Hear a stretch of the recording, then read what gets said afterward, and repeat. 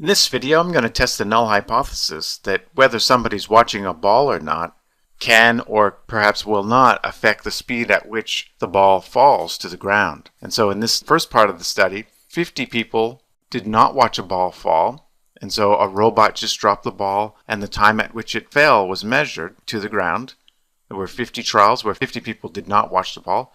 And then in the comparison group, the robot dropping the ball, the robot arm, that condition, there were actually individually 50 people watching the ball fall on those occasions. So we had a total sample size of 100 with 50 balls dropped, nobody watching, and 50 balls dropped with somebody watching.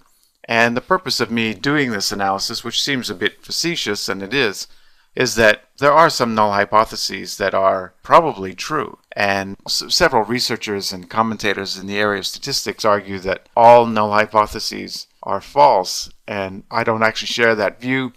I think some null hypotheses are true, and we gotten a little bit carried away with this idea that all null hypotheses are false. So I thought I'd show you one study where clearly it would be false.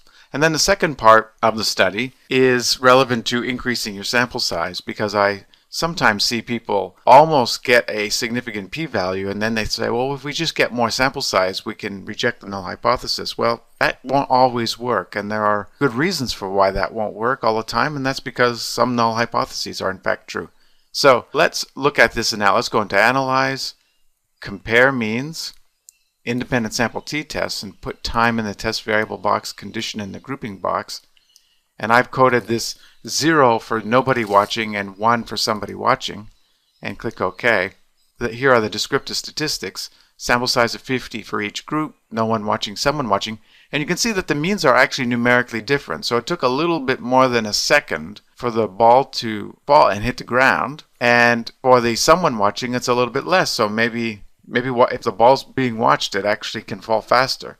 Numerically, it looks like maybe that might be the case, but this can certainly happen just by sampling fluctuations.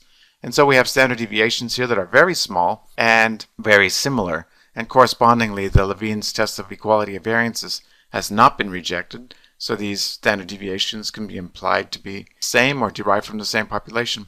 Here's the t-value of 0.697 with 98 degrees of freedom and a p-value of 0.487.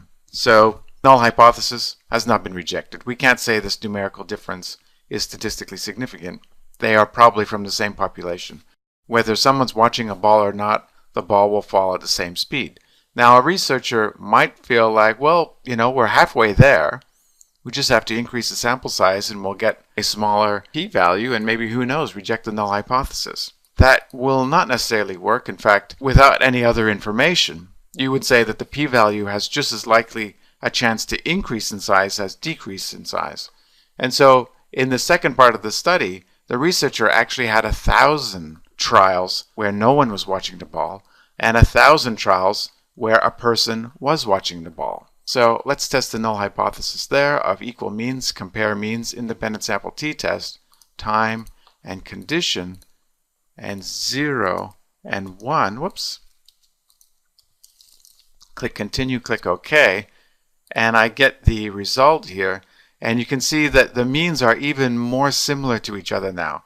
And the reason that happened is that I've increased the sample size, and because in reality it's being drawn from the same population, the means are now even closer to each other, and the standard deviations are very, very similar.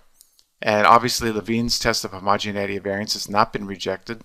And the t-value is 0.620, and the p-value is now 0.535. In fact, the p-value is larger than the first p-value. If anything, we're further from rejecting the null hypothesis than we were with just a sample size of 50 in each group. So again, just to recapitulate, some null hypotheses are true, and no matter how much sample size you have, you won't necessarily reject the null hypothesis. And I thought another reason to show this was that most textbooks kind of show examples where the null hypothesis is always rejected, because that tends to be more interesting. I felt it important for us to actually look at examples where the null hypothesis is not rejected, and very likely in the population there really is no difference. Even when you have a large amount of statistical power, which I talk about soon in the chapter, you won't necessarily reject the null hypothesis.